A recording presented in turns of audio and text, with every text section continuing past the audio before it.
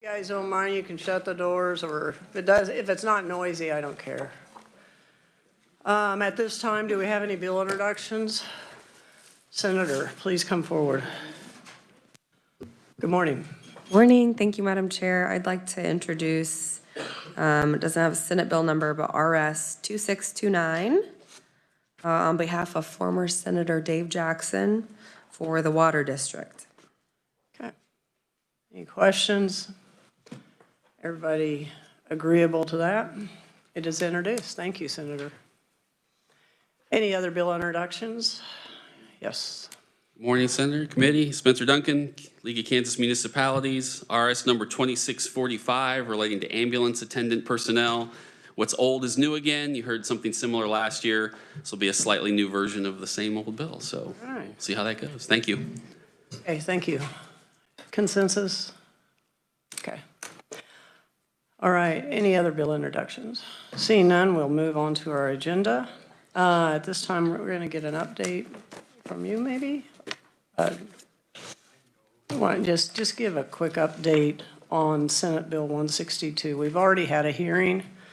For the purpose of today, it is to review some of the positions of the people that do want it and other people who have concerns about it. So before we decide whether we're going to work it or not. Jason, go ahead. Madam Chair, members of the committee, Senate Bill 162 was introduced last session, and it would propose to create the Riley County Unincorporated Area Nuisance Abatement Act.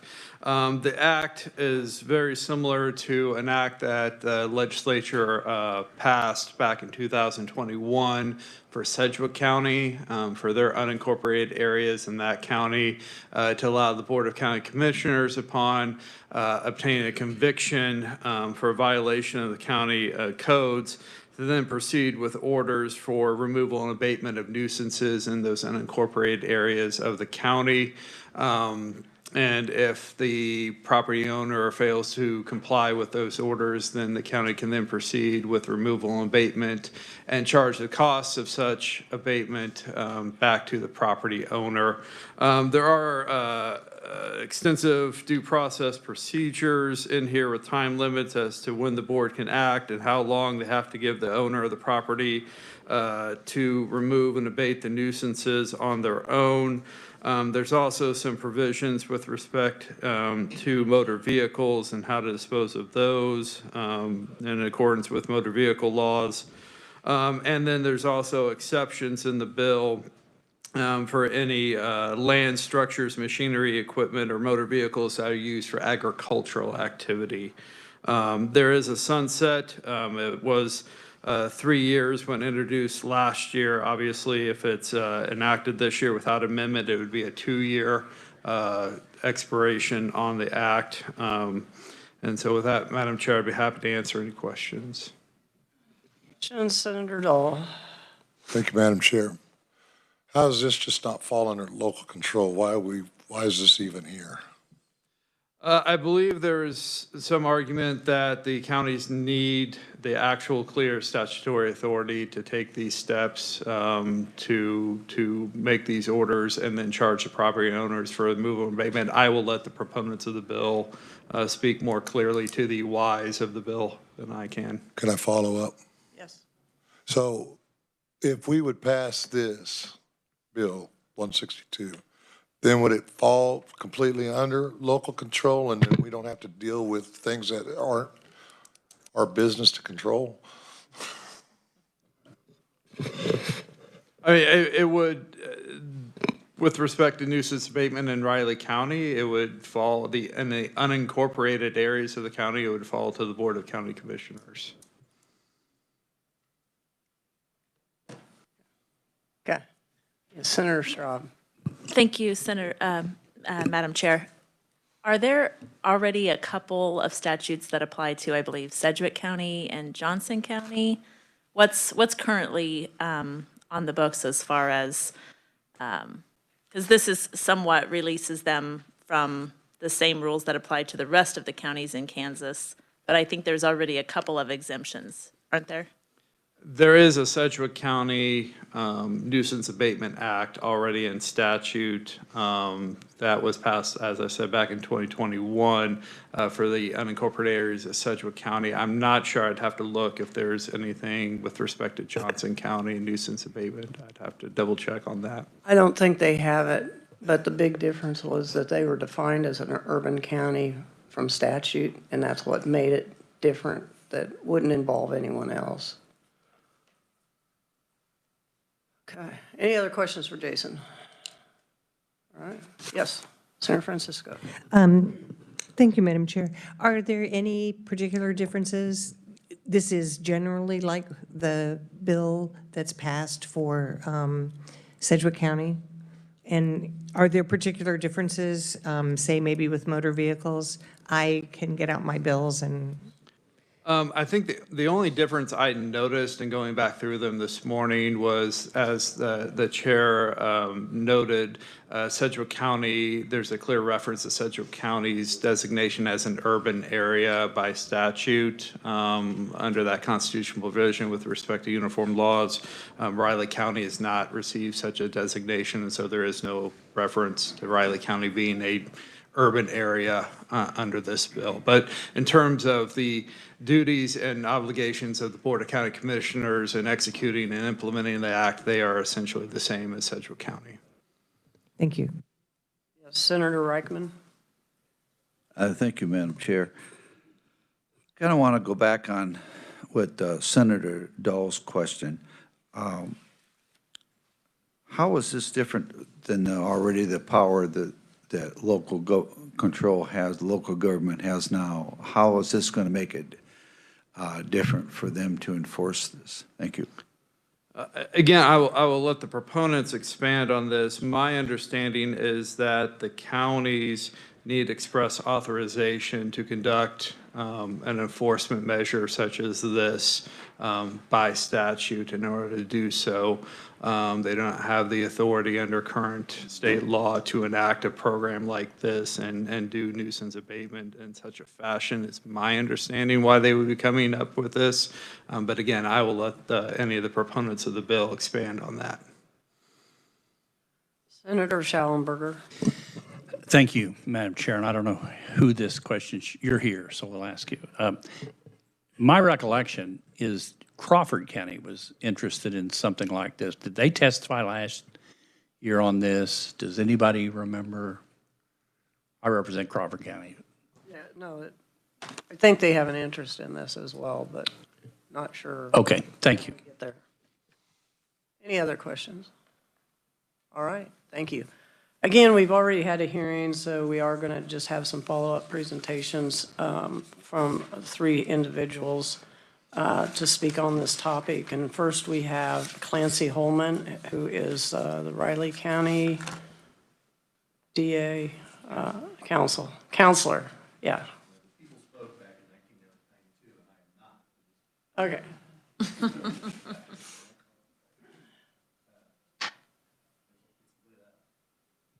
Now it's really lit up. Thank you. Green or Thank you. Missed some great material there.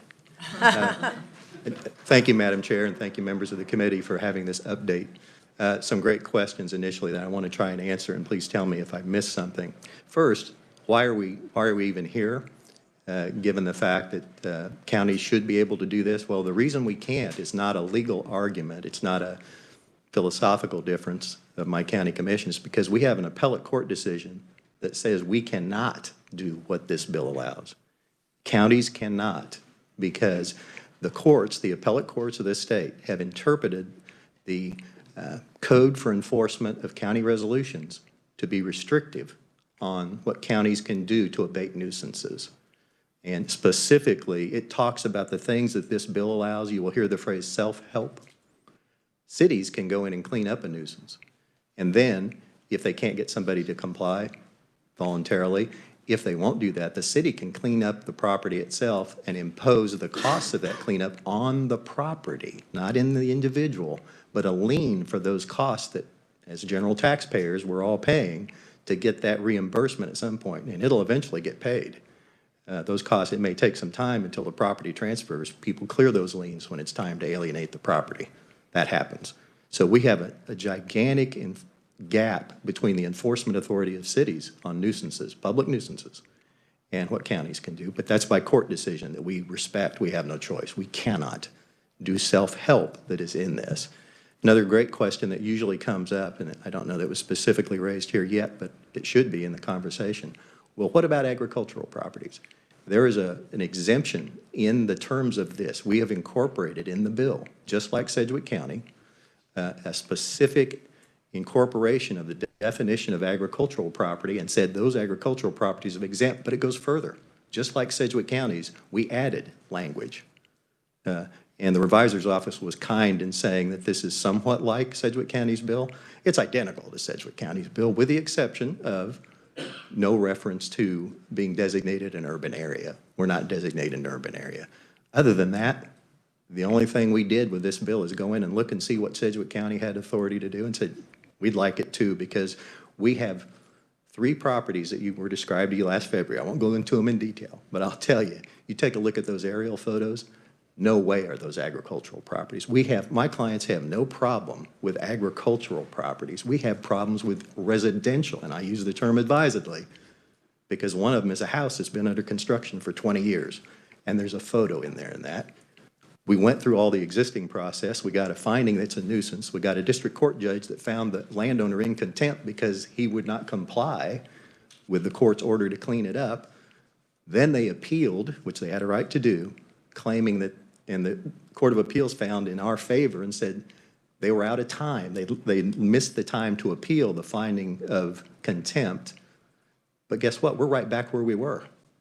We've made no progress voluntarily, and we need help. We need the help of the authority to do self-help, and we have no interest at all. And we're open to any kind of amendments to the existing definition of agricultural exemption. If it needs to be expanded, bring the language on and we'll look at it.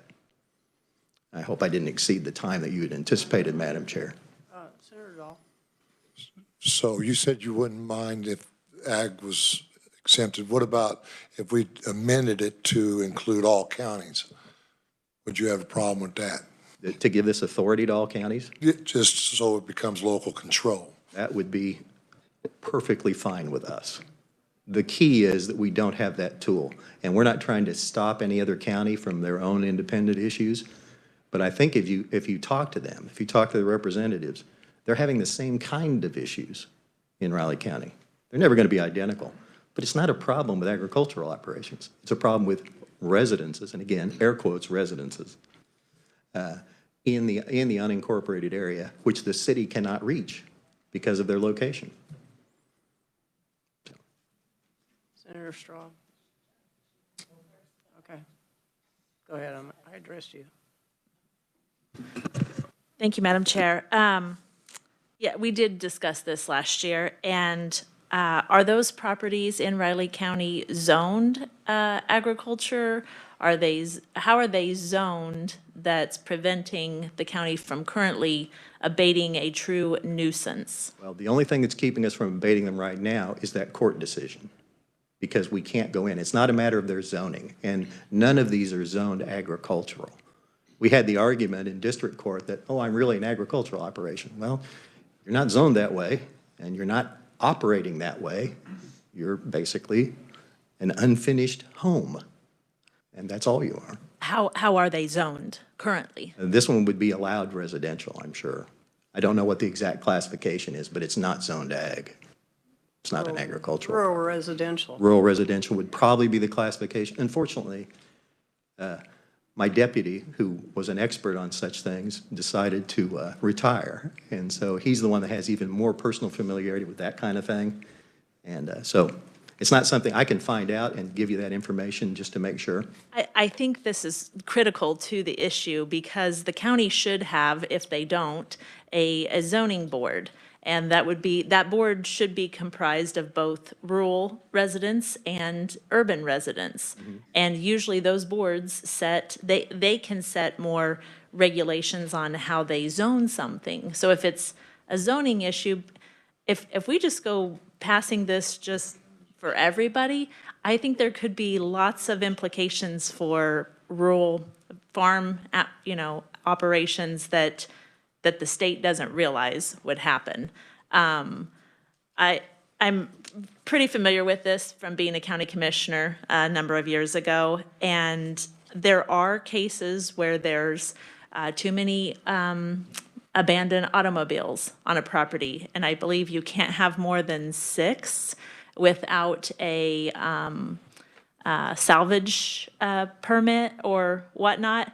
There's, they can do nuisance abatement for pest control, true like health concerns. But if it's just a matter of there's a house that's still under construction, and I'm sure it's unsightly, but is that a true health emergency, or is there anything more than you just don't like the look of it? Well, absolutely. This isn't about just something that doesn't appeal to somebody's aesthetic vision of how the county ought to look in the rural area. When there's piles of rotting material on the property that I'm talking about, that is a health nuisance. That's an attraction for vermin of all kinds.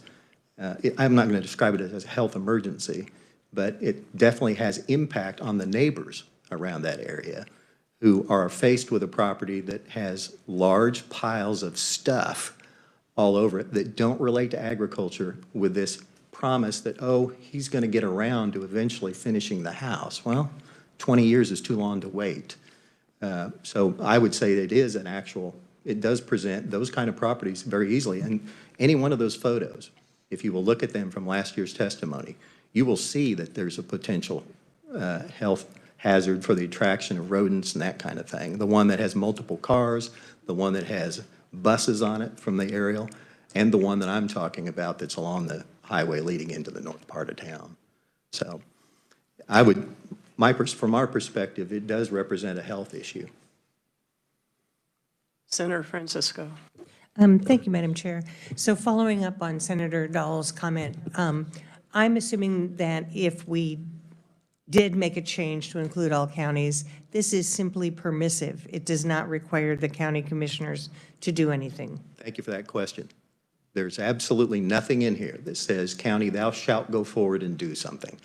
There's nothing that requires a county commission to find something's a nuisance. And in fact, under this bill, the county commission isn't the first stop.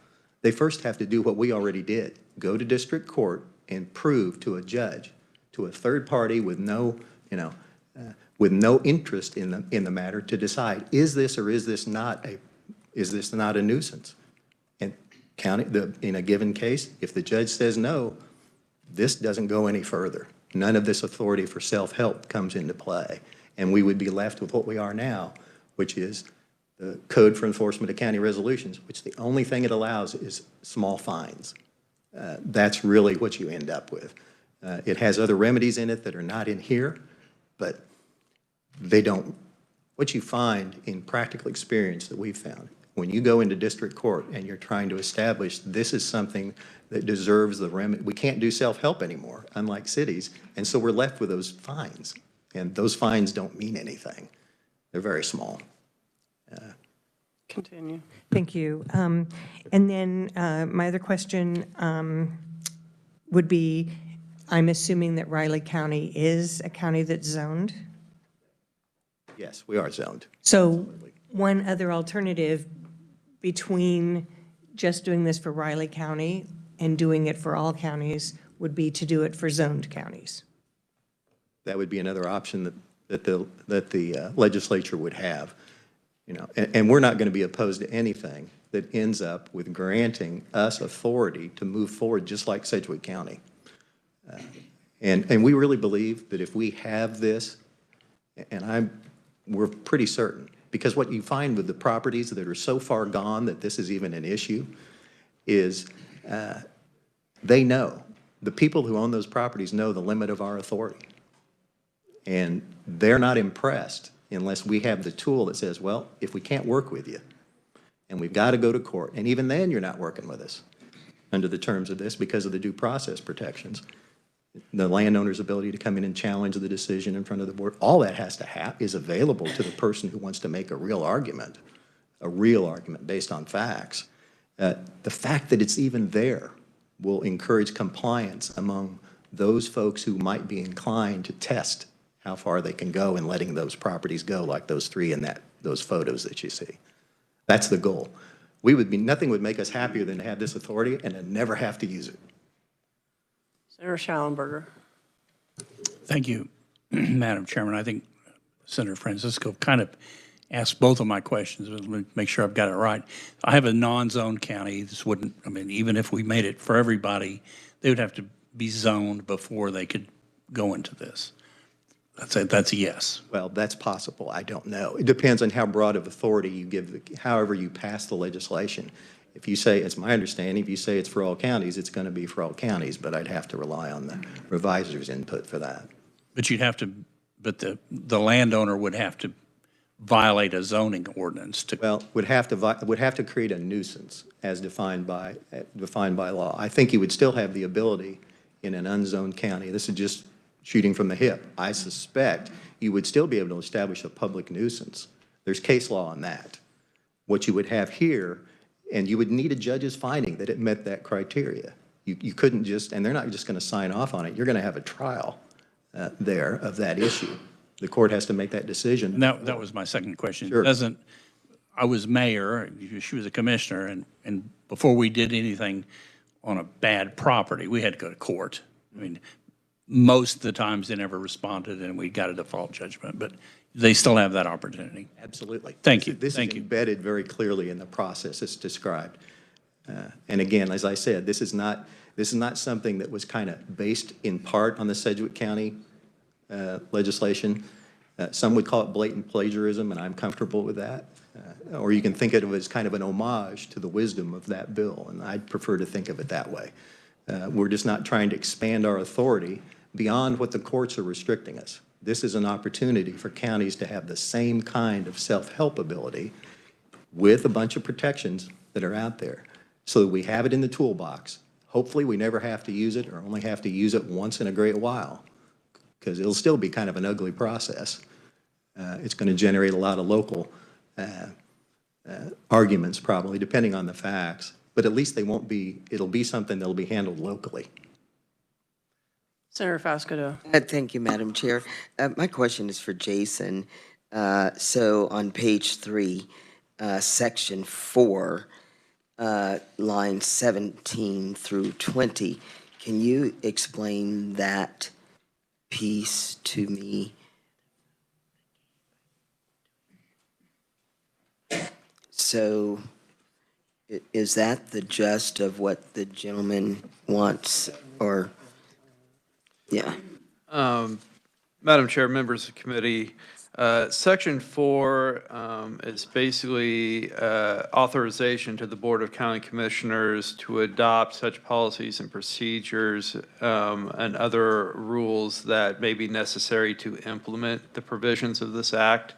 And so all 6 sections would be new law and would authorize the Riley County Board of County Commissioners to exercise nuisance abatement within the unincorporated areas of the county.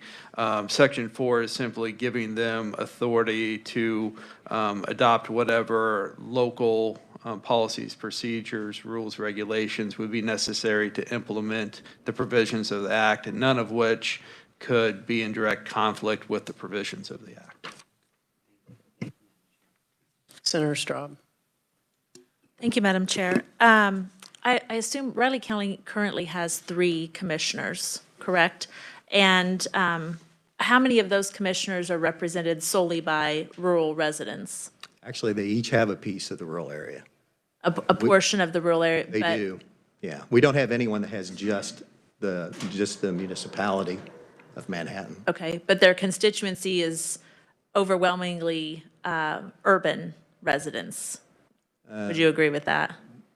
Yes, I would think it is, yes. Yeah, The so- numbers are greater. It's above 55,000 in the city, another 20-some thousand in the unincorporated area. Last I knew, I'm not relying on census data, just the numbers that are usually thrown around. Okay, so the current nuisance properties that you're referring to that we discussed last year, how close are those in proximity to the city limits of Manhattan? Well, I believe none of them are, because usually what we get is complaints from city government. One of the things we get is, why don't you take care of this? It's in the unincorporated area, take care of it. I mean, how close are they? Are they, I assume they're outside the city limits, of course, but how close are they in proximity? Because I think we all know that land and real estate in Riley County has definitely increased greatly in value, especially over the last 20 years. And are these properties being targeted because if you tore down a structure that was not completed and it's not being taxed at the full value that it possibly could, and the county assumes possession of it and sells it at a sheriff's auction, and somebody comes in and builds a whole new building on that property, it becomes a lot more valuable as taxable real estate in Riley County. None of these properties have unpaid taxes that puts them in a tax sale. Right, that's what I'm saying. They're under current law, they're doing everything that they're required to under current law.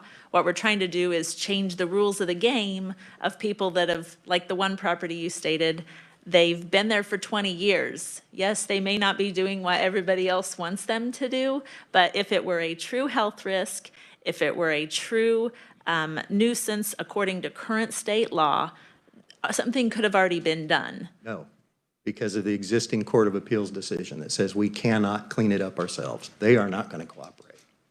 Then the state has the authority that KDHE, if it were a true issue, you could call KDHE, and if it fell under current law as a nuisance. What this bill, I think, does gives the Riley County Commission the authority to create a new nuisance abatement process. And we don't know what those terms are. Well, we actually do because of the language of the statute. The terms, we would have to follow the process that's in there. And it isn't something that would be done on a whim. And as I said, we're open to any amendment to make it clear that this does not apply to true agricultural used property. That's not the problem. That's not the problem this addresses. I would say earlier, too, the question about Section 4, all of that section refers to the hearing process.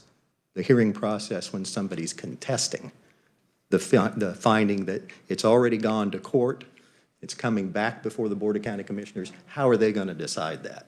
What are the rules they're going to follow? Just so that people aren't guessing what they're going to do when they come back in front of the board. All right, we're going to shift gears. It's 10 o'clock, and if we have some time at the end, we can bring him back up, okay? Thank you. You're welcome. Thank you. And I just want to remind everybody, in the Sedgwick County case, those unincorporated areas, Sedgwick County has 20 cities. They're the pockets of land that none of the cities want. And so they get locked in, and that's generally what they are. But we'll hear from Sedgwick County on Thursday. At this time, we're going to bring up Randy Stuckey on behalf of the Grain and Feed Association. Thank you, Madam Chair. Good morning, committee. Randy Stuckey, Kansas Grain and Feed Association and Kansas Agribusiness Retailers Association. I do apologize. We did not stand up and as a conferee during the hearing. I think there was a scheduling conflict that day. And I was told that I could actually hand out our testimony today, if that's fine with you. I can have that with me. If not, that's fine as well. You can do that. Thank you very much. Very briefly, and thank you for the time this morning again. Jointly with the Kansas Cooperative Council, we would stand in a neutral position this morning. We wanted to relay a couple of concerns that we have with this bill. I'll start with saying that in the Sedgwick County bill in 21, we did initially oppose that bill, but we worked with some other stakeholders and were able to develop that, not ag exemption, but agriculture and agribusiness exemption that is in the Sedgwick County law that was also put into this bill today. And why that's important is as grain elevators and agribusinesses in Kansas, we are not classified as agriculture for tax purposes or zoning purposes. We are commercial and heavy commercial and industrial. That's important. It's important to know that because the right to farm laws and the freedom to farm laws that are in Kansas law today don't apply necessarily to grain elevators and ag retailers. So when we put this language, asked for this language we put in the Sedgwick County Act a couple of years ago, and then it's carried forward today. It's important that that does exist, and because it exists, we're able to stand neutral. Our concern, however, is that we have members in Riley County, specific to this bill, but it's been already discussed today that why can't we expand this to other counties? And I have other counties in mind that would just want to jump right onto this and say us too, where those commercial grain elevators and ag retail industry facilities are located just outside of an ever-growing Manhattan or Lawrence, and kudos to them. You know, it's great that the city of Manhattan is growing. You have these beautiful new housing developments, but they're growing outside of the city. But guess what's right outside of those housing developments? Decades existing grain elevators that serve that community. And I'm not setting up a straw man here. In Lincoln City, about 10 years ago, inside the city, so it's not we're not talking about county, but inside the city proper, there was a nuisance complaint brought against a grain elevator. Can you imagine this? In a rural county in rural Kansas, a nuisance complaint for dust and noise was brought against the elevator that was probably at one time on the outside of the city in Lincoln Center, but the city grew. And during harvest, what do you have? You have trucks of corn. You have a lot of trucks, corn and grain and wheat, depending on the harvest. It kicks up dust. The aeration fans that help treat that grain create a lot of noise. And we can't get away from that. You can't escape that. And unless you're going to ask those grain elevators to move at some point, they're going to exist. And as these housing developments continue to grow closer and closer to those pre-existing grain elevators, we might have an issue down the road. We appreciate the language being in the bill today, but it's not today that we're worried about. It's 10 years or less from now when those brand new $400,000 housing developments are sitting right next door to a grain elevator that they might not appreciate with the dust and noise. So it's that looking forward that we do have concerns. And there's nothing that this bill can do today to bind the hands of a future legislator and say, hey, you know, we said it and we meant it at the time, and you cannot amend the law later to take away that exemption. Agriculture and agribusiness. And that's our concern. You know, if we could amend the bill in any way, we might put a preamble in there to say, hey, specifically, the legislature passed this bill, but intended it not to impact agribusiness or agriculture. Maybe that's a way for future legislators to look at it and say, look, there was reason for this. You know, the old maxim that you don't make a change unless you know why the law was passed to begin with. You know, first understand the law you're wanting to change before you decide to amend it. That's all we would ask for is, you know, 10 years down the road or less, this exemption might not be as appreciated as it is today. In many counties in Kansas, I'm thinking Lyons, Douglas, Riley, Shawnee. So thank you for the time today. I'd stand for any questions. All my counties, or all my cities, the co-op is in the city, but 2. So, I mean, we're not going to grow out. We've already grown around, and we've just learned to live with it. Questions for Mr. Stuckey? Senator Francisco. Thank you, Madam Chair, and I think this is following up on your comment. The grain elevators in Lawrence were right on the river in the city. So right now, the cities have the opportunity to go to district court and have a complaint. So if you're worried about what might happen when the cities include the grain elevators, they're going to have this opportunity if those elevators are within city limits. Is that not the case? Well, so we were assuming that the city itself will grow and expand their borders. If it does not, and it's just the housing developments that are being developed every day, they're growing outside of the city of Manhattan, and great for them that they're beautiful housing developments, but they are, you know, east of Manhattan, growing right up to outside the city limits, I believe, towards those elevators. And it's only a matter of time before they're right on top of each other. So yes, you're right. The cities do have that authority today, which they exercised 10 years ago in Lincoln Center, Kansas. But it's the counties that we're worried about right now. Okay, who had your hand up first? Senator Dahl. So if an elevator or a feed yard or something is within a city limit and they pass these zones, they can't take out an old elevator, can I mean, if the elevator or feed yard is there, the county or city commission cannot come in, that they're allowed the statute of whatever, Grandfathered or, grandfather clause. So in the one test case that we did have, the Lincoln Center case that went to the Kansas Supreme Court, the Kansas Supreme Court sent that back to district court simply on the fact that the nuisance ordinance was not specific enough as to decibel level. And so the action itself was found to be valid. It was just the ordinance was found to be invalid because it didn't have a specific enough decibel level in the ordinance for the noise complaint. The dust complaint actually stood. So the city took action. It was withheld by the Kansas Supreme Court. So, the courts can order that nuisance to be abated, find the nuisance, order the nuisance to be abated, and that authority exists today inside city limits. They have that authority.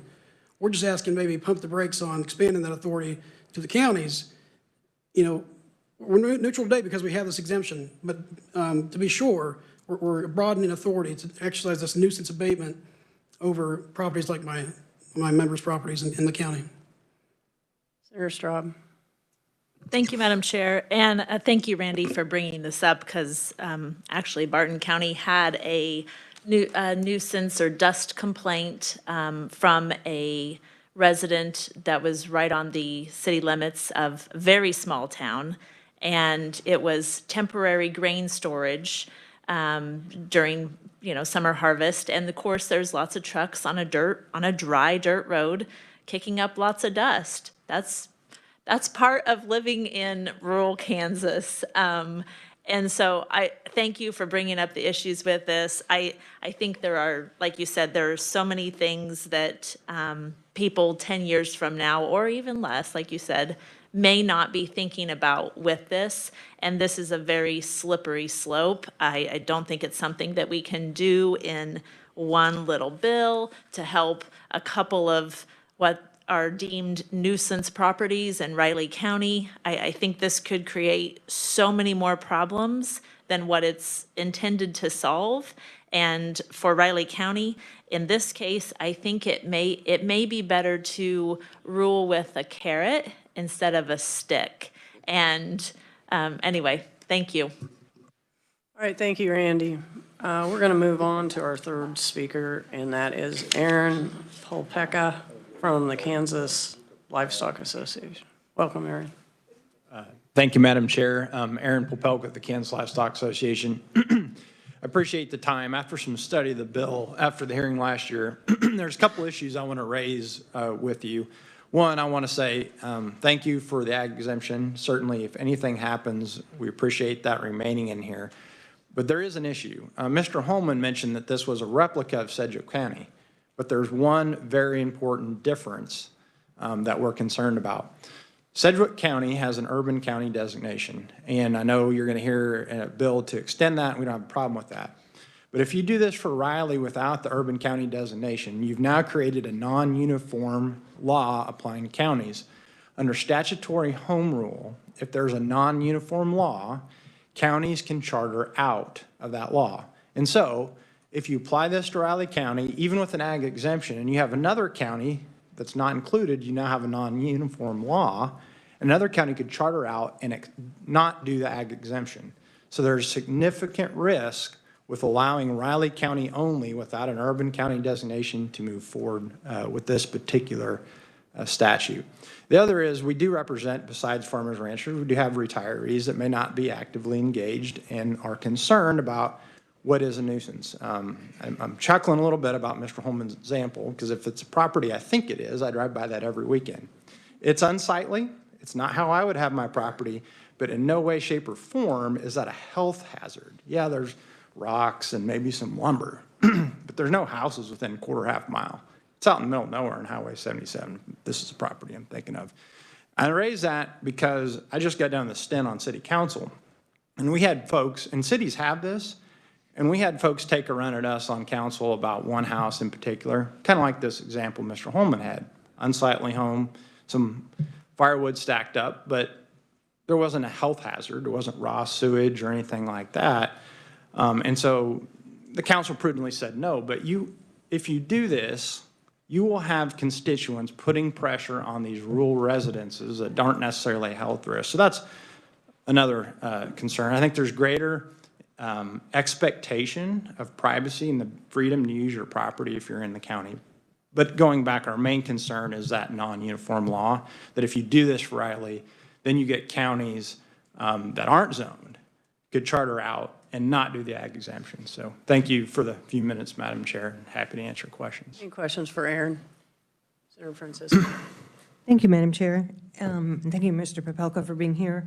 So I'm trying to understand this chartering out, because if we do this for Riley County, no other county would be able to have that nuisance provision, or how would that work?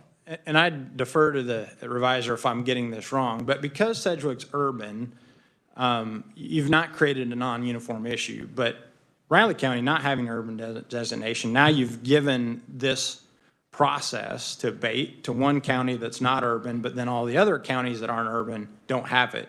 So now they have the ability to do a charter resolution and do their own abatement, is how I would interpret it. Maybe other attorneys can interpret it different. And if I'm getting that wrong, that's a concern I have as I look at this bill, that we could be creating chaos if we allow Riley County without the urban designation to do this. So my understanding from previous testimony was that Riley County can't do this because of an action of the courts. So how, if you would need a court action, or you would be disobeying that court action to have a nuisance abatement process. And that's what I think we should clarify, because it seems to me this is what's allowing Riley County to not have to follow, and I'm trying to remember which court it was in, that action. But every other county would still be bound through court. So it wouldn't be just home rule. They would have to have the authority to work outside. And obviously, we'll be talking more with our reviser about this.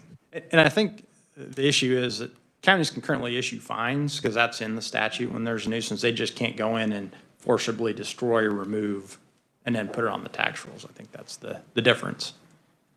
Senator Schallenberger. Thank you, Madam Chairman. So if we gave it to every county, then that would do away with your argument. We would have to limit it to what they could do, but then they couldn't do their own thing. It would do away with the concern with the non-uniform, but then you get to my second concern of there's certain expectations in the county. Certainly, the ag exemption would lessen it, but there are certain individuals that may be retired and revisited. Right, but if we tightened it up, that we've at least eliminated the home rule problem. That is true. Okay, thank you. All right.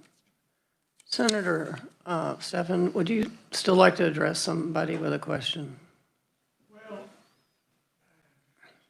I appreciate that. Oh, I guess maybe it's an observation. One of the assumptions we've made for the past 45 minutes is that the only acceptable activity that goes on in the country is agriculture. That's not true. We certainly forgot oil and gas. What a door we would be opening to complaints for oil wells that are sitting there going pop, pop, pop until you half crazy.